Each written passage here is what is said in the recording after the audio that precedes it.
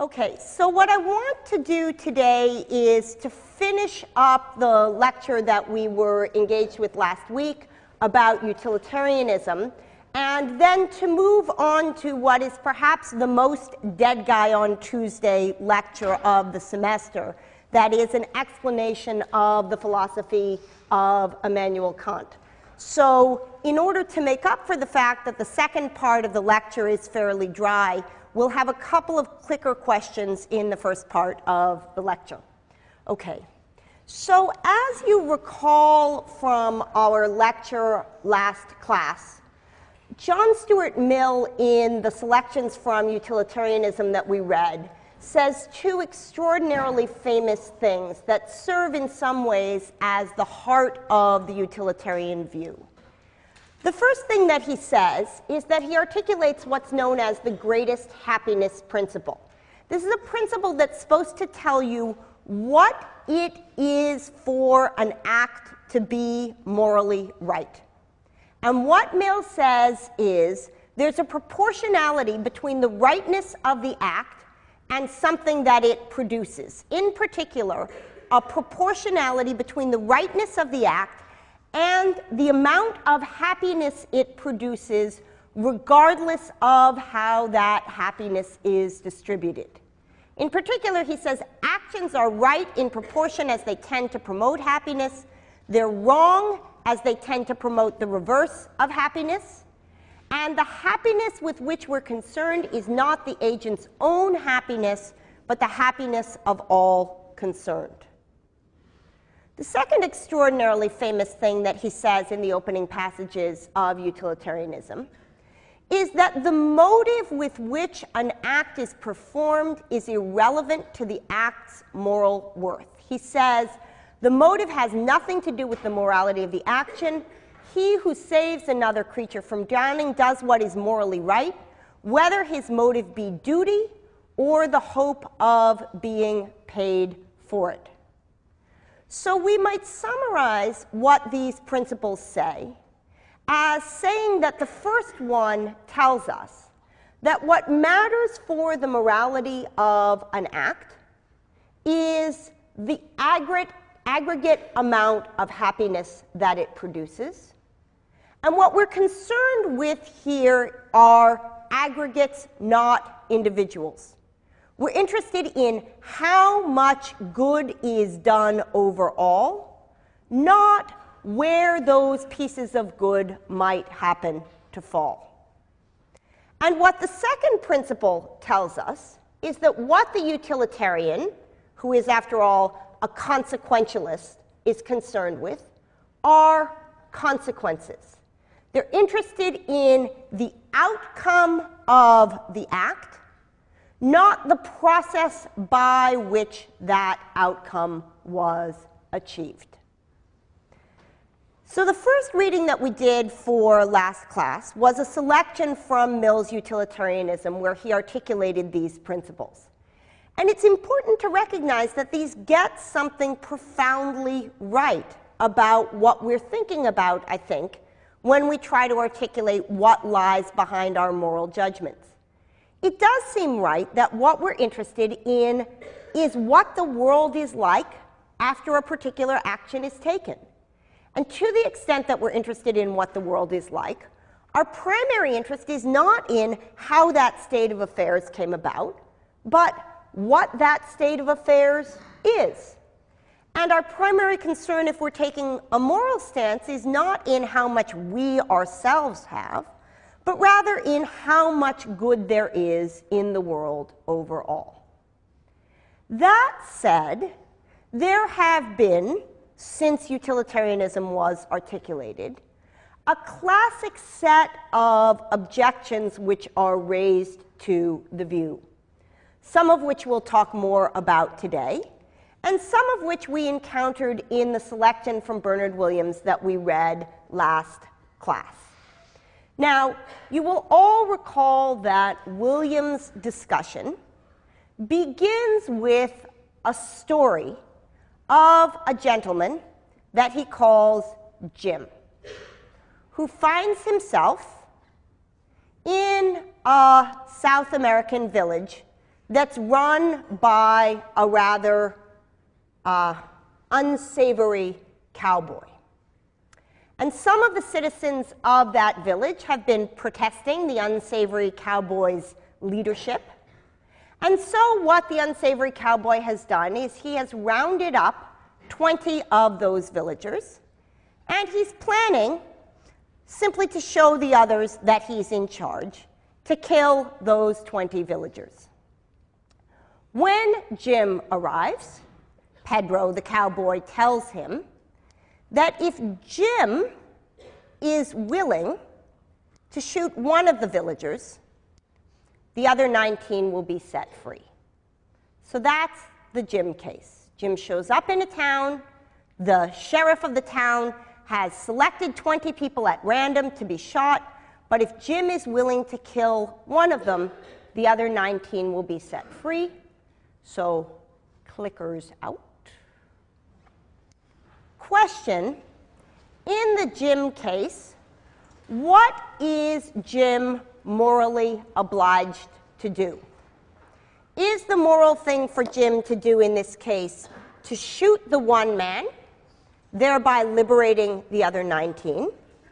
Or is the right thing for him to do to refuse to shoot the one, thereby letting all 20 die?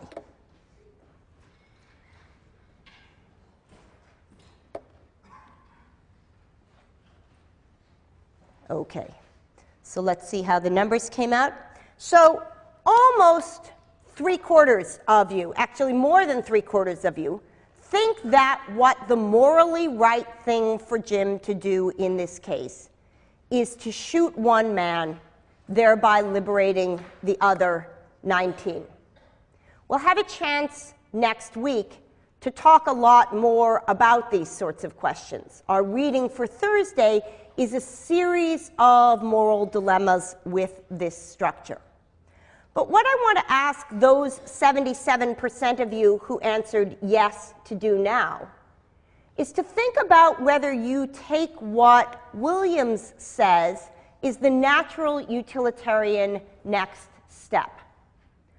Williams argues that if you are a committed utilitarian and you think that the morally right thing for Jim to do is to shoot the one and release the other 19, then you ought to feel no moral compunction about doing so. There's a clear right thing to do. The right thing is to kill the one so as to save the 19. You may feel moral disapprobation, indeed you should feel moral disapprobation towards Pedro, who put Jim in this situation. But you ought to feel no moral disapprobation towards Jim, and even more importantly, according to Williams, Jim himself ought to feel no moral compunction. So among the 77% of you who answered that Jim did the right thing in killing the one and saving the 19, do you think that in shooting the one man, Jim ought to think of any hesitation that he feels as mere squeamishness, something that ought to be overcome? Or do you think that Jim ought to think of the hesitation that he feels in doing what the utilitarian and what you yourself said was the right thing? Do you think he ought to think of his hesitation as being indicative of something morally relevant? So there's roughly 70 of you who should be answering this. Let's see how the numbers come out.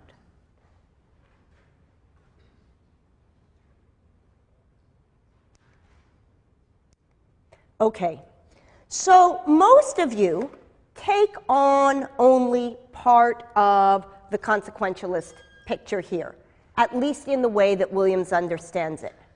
Most of you think that although the right thing for Jim to do in that case is to kill the one to save the 19, it's not the case that he ought wholeheartedly to endorse that as the right thing to do. In a minute, I'm going to present to you Williams' analogy to the case of residual racism to try to help you see why someone who really has taken on board the consequentialist outlook thinks that the combination of views which most of you present, where you think the right thing to do is to kill the 1 to save the 19, but you also think the right thing to do is to feel bad about that in some way, have not fully appreciated what the utilitarian stance provides you with as a way of understanding morality. So Williams, as you know, presents us with 2 cases. The first is the case I've just given you, the case of Jim and the captive Indians.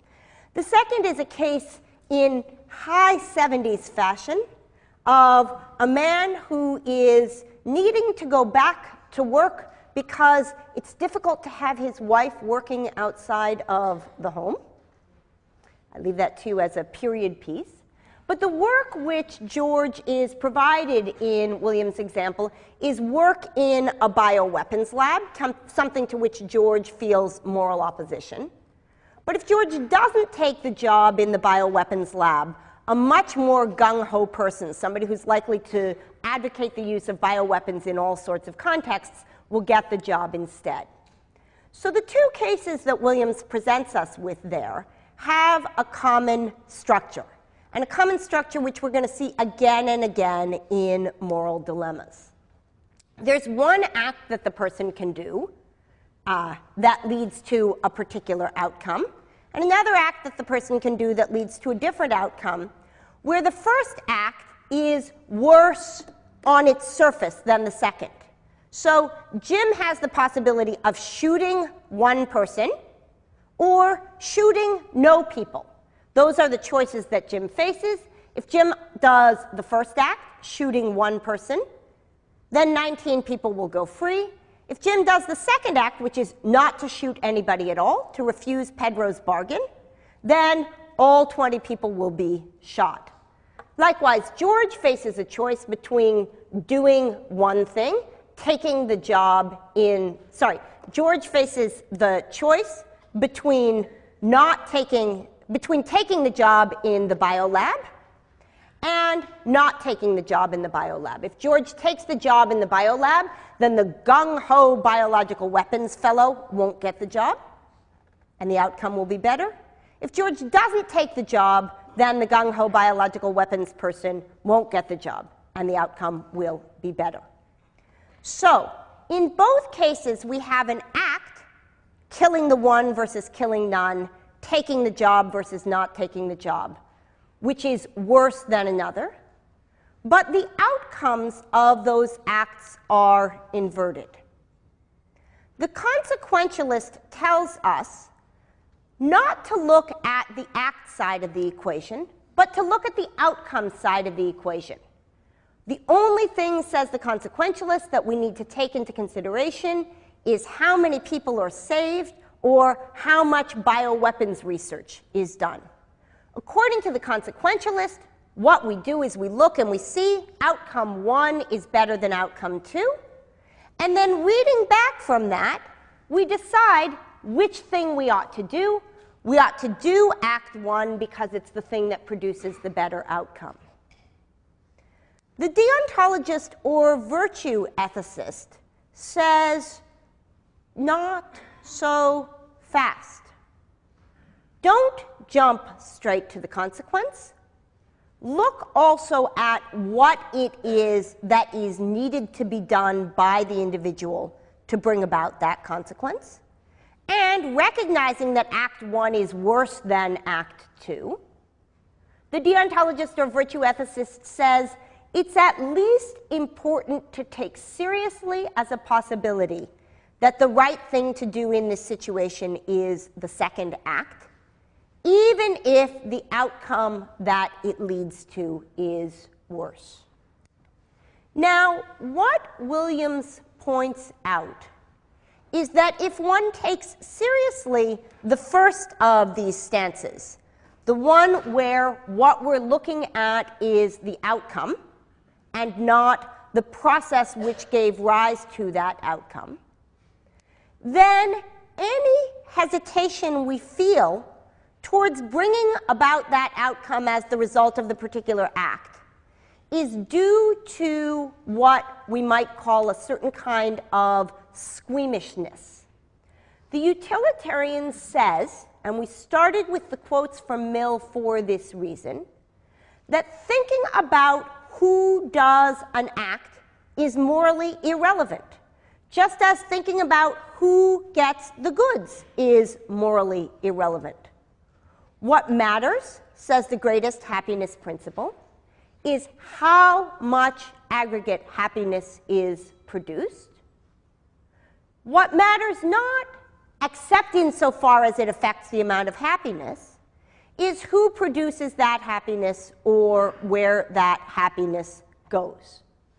So there is room on the consequentialist picture for second-order thinking about distributions of happiness. If gross inequities in the amount of happiness across a society produces itself less happiness, then we can take that into consideration in our calculus. If performing a particular kind of act produces in an individual less happiness, we can take that into consideration in our calculus. But ultimately, the only things that go into the equation in determining whether an act is morally right is the amount of happiness and not where that happiness is distributed. Now, as Epictetus pointed out, some things are up to us and some things are not up to us. And when Jim arrives in Pedro's village, one of the things that is not up to him is the fact that he faces a forced choice of the structure that Pedro has presented him with. It goes without saying that what Pedro has done is outrageous, but the structure of the situation that Jim confronts is a very simple one. Either Pedro will kill 20 people, or Jim will kill one person, and the other 19 will not die. That's what's there for Jim to be deciding on. Nonetheless, 75% of the 75% of you who thought that Jim did the right thing in that situation think that Jim ought to feel some squeamishness about carrying out that act. What Williams points out is that if one takes seriously the consequentialist picture, then perhaps the morally right thing to do is to try to cultivate in oneself moral sentiments that accord with one's moral judgments. If through rational argumentation and reflection, you come to realize of yourself that although you are committed to racial equality, although you are committed to gender equality, although you are committed to equality regardless of gender identification, you're committed to not being ageist, you're committed to not being discriminatory on the basis of physical disability, you might, as a result of having been lived in a society largely structured in ways that encode a kind of residual racism and sexism and homophobia, you might find in yourself certain sentiments that lead you instantaneously to respond in ways that run contrary to what your moral commitments tell you you ought to do. In those cases, I take it you think that there's some moral mandate upon you to try to get rid of those instinctive responses. If you're really committed to anti-racism, then you want, to the extent possible, to have a harmonious soul when engaging in interracial encounters. If your reason tells you that you're committed to anti-racism, you want your spirit and appetite to be in line in that way. So there are instances where morality on reflection tells us that something is right, and the consequence of that for our behavior towards ourselves is that we ought to try to cultivate in ourselves instincts that correspond to that. Williams says, the utilitarian should say, that in cases like the Jim case, Jim is like the residual racist.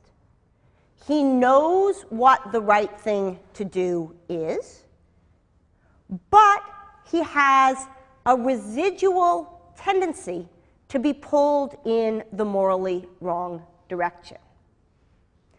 If you don't think that it's true that Jim ought to change his attitudes in that case, and you do think that the residual implicit racist ought to try to change her attitudes, it would be useful to try to think about what pulls those two cases apart. Okay, so that's what I want to say in closing about the utilitarianism and its critics. And we'll return, as I said, to those issues twice more.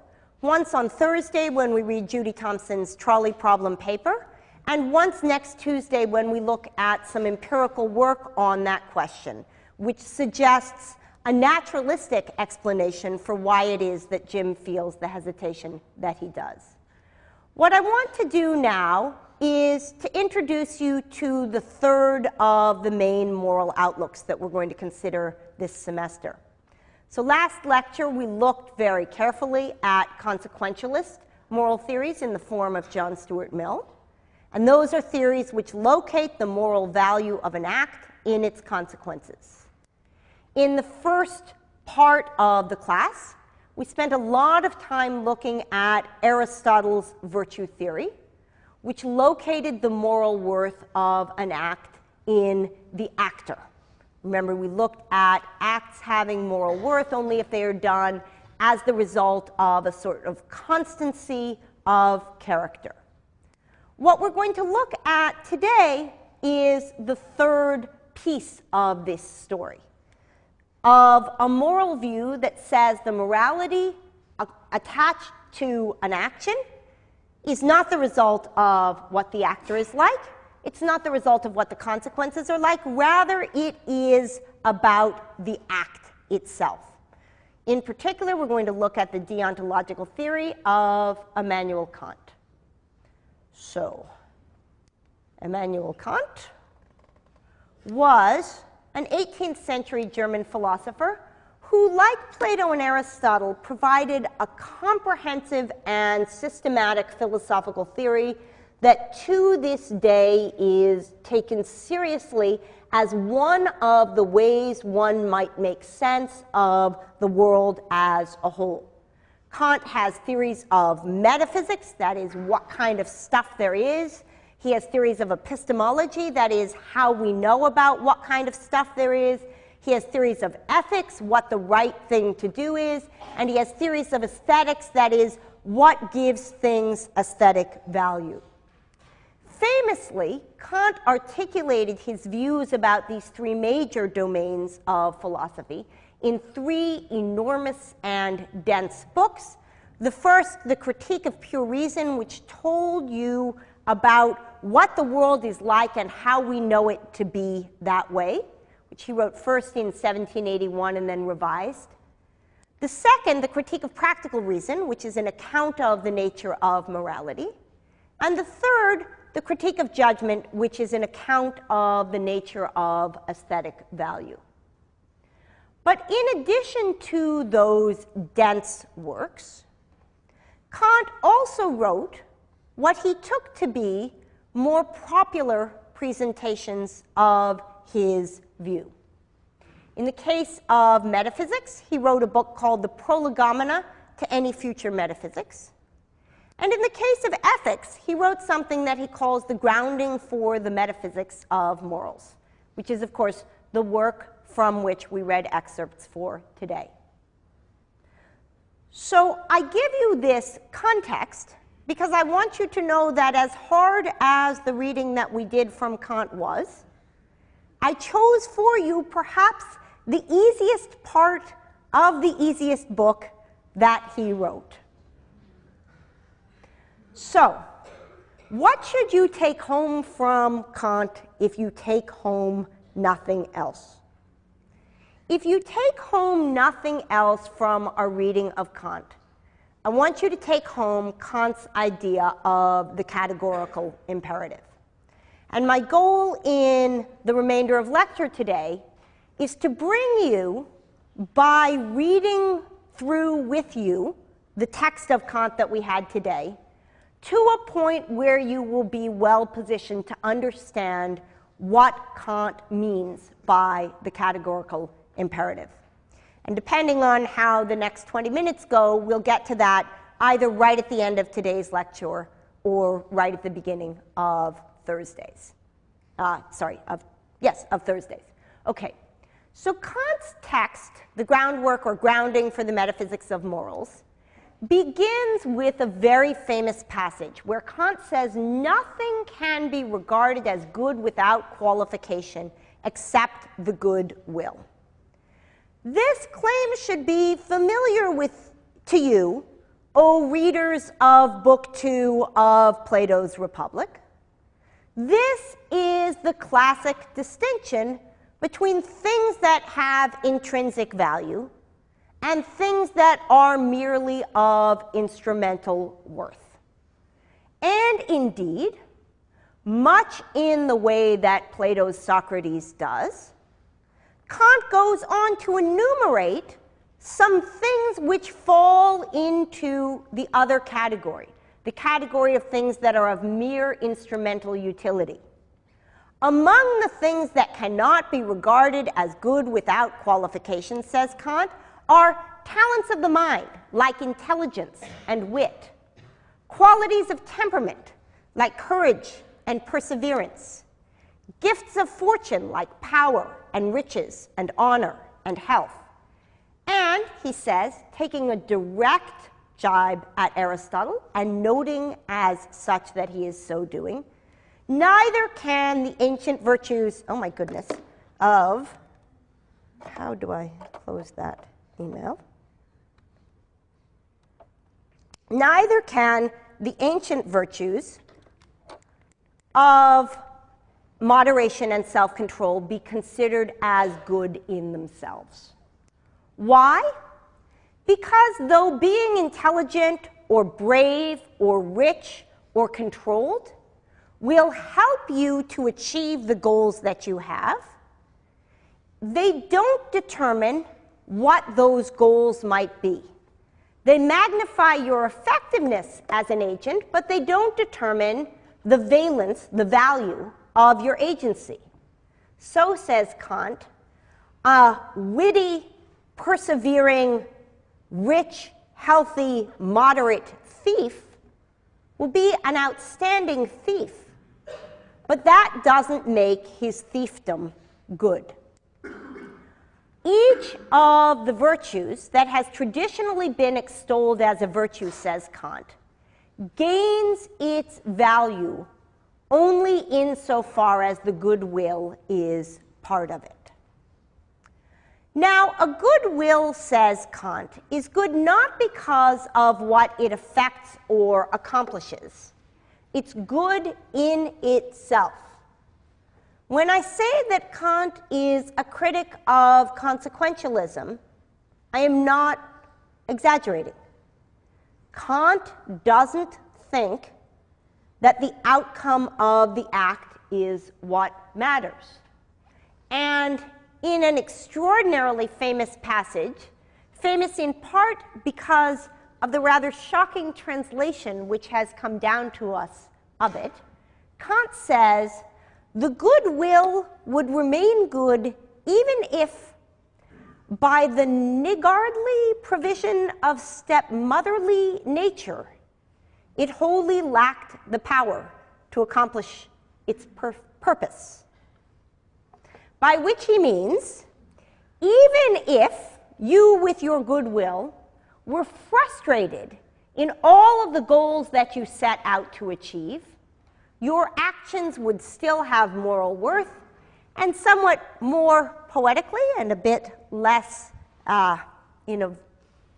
vocabulary that is challenging to the modern ear, Kant says, even if it didn't achieve its outcomes, it would, like a jewel, still shine by its own light as something which has full value in itself. Its usefulness or fruitlessness can neither augment nor diminish its value.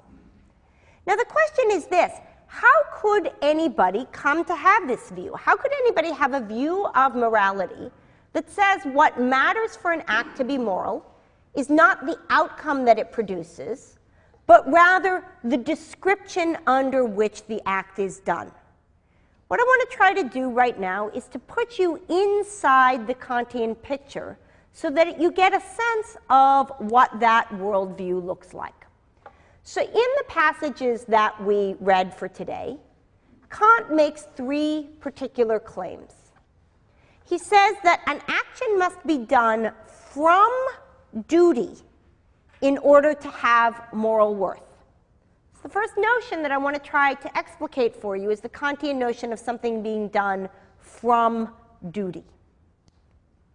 An action done from duty, says Kant in his second proposition, has its moral worth not in the purpose that is to be attained by it, but in the maxim according to which the action is determined. So the way that an action done from duty has moral worth is not by looking to see what outcome you're expecting from it, but rather by looking to see under what characterization did you perform the act. And again, I'll spell out what each of those terms mean. Finally, says Kant, duty, which lies at the heart of deontological moral theory, duty is the necessity of an action done out of the respect for the law. Kant believes that it is only when you subject your will to a law which you have made for yourself, that is, the moral law whose binding force upon you you have recognized, it is only in that circumstance that you are truly free. So Kant says duty is the necessity of an action done out of the respect for the law. And when you perform an action out of respect for the moral law, says Kant, then and only then do you act autonomously. Okay, so three incredibly complicated, subtle claims from Kant. Let's try getting to the bottom of what they mean. So let's start with the first claim, the claim that an act has moral worth only when it is done from duty. So Kant points out that there's three kinds of motivation that we might have in performing an act. We might do an act out of duty, we might do it out of inclination, or we might do it out of self-interest. Only cases of the first kind, in fact, only pure cases of the first kind, have moral worth. Actions that are done merely in keeping with, but not from moral duty, have no moral worth, according to Kant. So if you obey the law, but you do so only out of self-interest, your obedience, says Kant, has no moral worth. If you rescue the drowning child from the pond, but you do so only because there's a sign on the tree that says, "Rescue drowning children, $1 million reward," your act has no moral worth. So we can think about what Kant's claim amounts to and how it differs from the other ones that we've been looking at by thinking of the question space in terms of a flow chart. So we're trying to decide whether a particular action has moral worth. And the first thing we want to ask ourselves is, does the action accord with duty?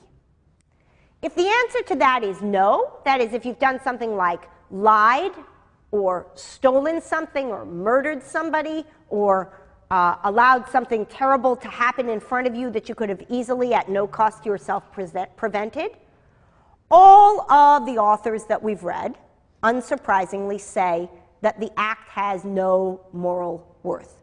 Oh, so did that just disappear? That was supposed to be in red on black. Is it completely invisible from the back? Oh, well, that's a pity. Okay, so what that says in red is no lying and stealing, but it's in red. I can't change it in the middle of the slides, but I'll remind you what those things say. Okay, the second question that we ask, having eliminated now from the realm of morally worthy acts those that don't accord with duty, is what motive the act was done with. So perhaps you act in a morally worthy way out of self-interest without immediate inclination. So you pay your taxes because if you don't pay your taxes, you're going to have to pay more taxes. You obey the speed limit, but only because you're afraid you might get caught. Otherwise, Mill says those acts have moral worth. Kant says, no, they don't. And again, that's supposed to be in red, but it's now invisible. Suppose that you do an act in such a way that you have an inclination that's in keeping with duty. So Kant thinks you have a duty not to commit suicide, and he considers the case where you fail to commit suicide because you're happy. Kant thinks you need to be loyal to your life partner, but he says there's no moral worth to remaining loyal to your life partner while you are in love. There's no moral worth, says Kant, to acting kindly towards somebody when you feel sympathy towards them. Because in those cases, though your act is in keeping with what morality demands, it's not done because it is the right thing to do.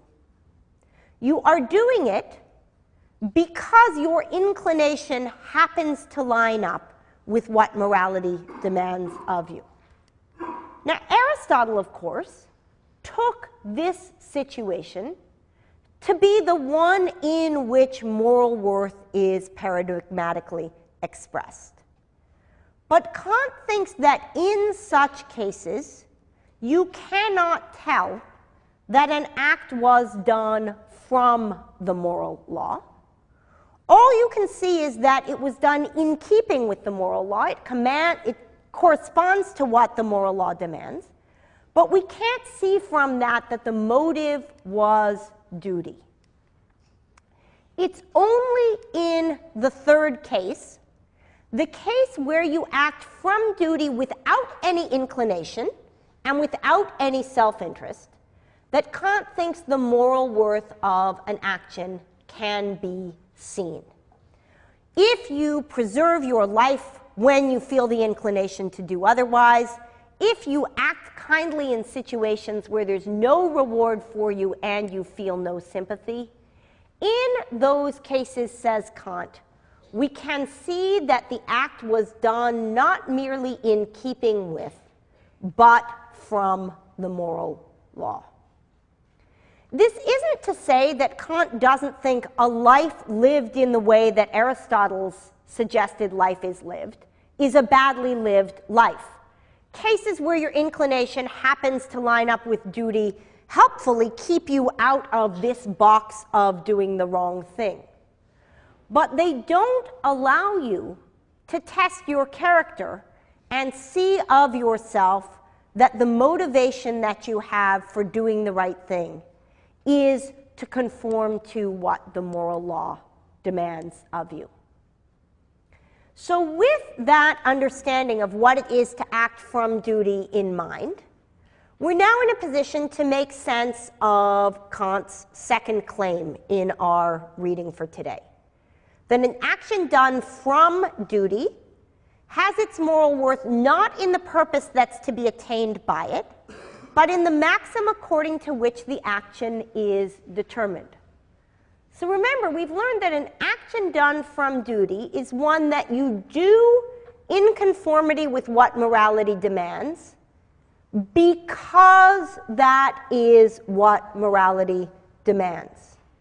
Not because it's in your self-interest, not because you are inclined to behave in that way, but because that act is what morality demands of you. But in order to determine whether an act is what morality demands of you, that act needs to be described in a particular way to you. And the way that you describe that act to yourself makes use of what Kant calls a maxim, a subjective principle of volition, that is, a description of something that is about you, the subject, that says what your desires towards behavior are in that situation. A subjective principle of volition, that is, a description under which the act is done. So it takes the form, perhaps, in all engagings with all who come into my shop, I will provide them with an honest accounting of how much their transaction is worth, regardless of whether I could be discovered cheating in this. Or in all of my encounters with those who are weak and in need of my help, I will provide them with the aid that I can, regardless of whether that will be of benefit to me. Only by considering the motive and not by considering the outcome can the action be expressive of the goodwill itself. The goodwill is the only thing that is good in itself, says Kant. And it's only by looking at the description under which an act is done that we can determine whether the goodwill was implicated in the right way in the choice to perform that action. Third claim. Duty is the necessity of an action done out of the respect for the law. So we know that an act has moral worth only if it's done from duty. We know that in order to be done from duty, it needs to be done under a certain description. And now we're told what it is that this duty amounts to. In order for an act to have been done from duty, says Kant, it must have been done with explicit recognition that what one is doing at that point is respecting the moral law insofar as it articulates what morality demands of you. Not insofar as it articulates ways that you might have a well-ordered, harmonious, happy soul. Not insofar as it articulates ways in which lots of happiness could be spread around to lots of people. Out of respect, rather, says Kant, for the fact that it is what morality demands of you.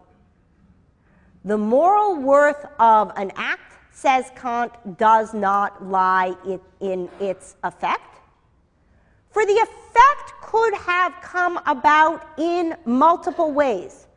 I can set out to release a biological gas in a subway that's intended to kill thousands of people, and because I'm not very good at chemistry, the result could be that I produce an enormous amount of joy in those thousands of people. The effect can come about in lots of ways. Kant says Mill would have to say that in releasing that gas, I have done something with moral worth. Kant says no. What matters is the description under which the act is done, and in particular that description be that one have respect for the law itself. So, I told you I was going to get you to the point of the categorical imperative, and I'm going to end lecture today by bringing you right up to that point, and then next class we'll talk about it in more detail. So the question is this, right? This is a pressing, exciting question in Kant. All right, I realize that we're in the in Kant part of things, but this is really exciting. What sort of law, says Kant, he even puts a but to get you sort of excited, but he says, cliffhanger, what sort of law can that be, the thought of which must determine the will without reference to any intent, expected effect, so that the will can be called absolutely good without qualification? It's so exciting. We're finding something that's going to make us genuinely autonomous and free and moral. Well, remember, it can't be anything particular. It can't be anything specific about the world or its outcomes. What can it be? It can be the will's universal conformity of its actions to law as such. That is, what makes the law binding is the fact that it is recognized by all rational agents as binding. In particular, it takes the form of what Kant calls the categorical imperative. And here's the formulation of the categorical imperative that we got in our reading for today. Never act except in such a way that I can also will that my maxim should become a universal law. Never do anything that you couldn't will everybody else to do at the same time. And we'll begin next lecture with the example that Kant uses to illustrate this, namely the lying promise, talk a little bit more about various formulations of the categorical imperative, and then move to Judy Thompson's trolley problem paper.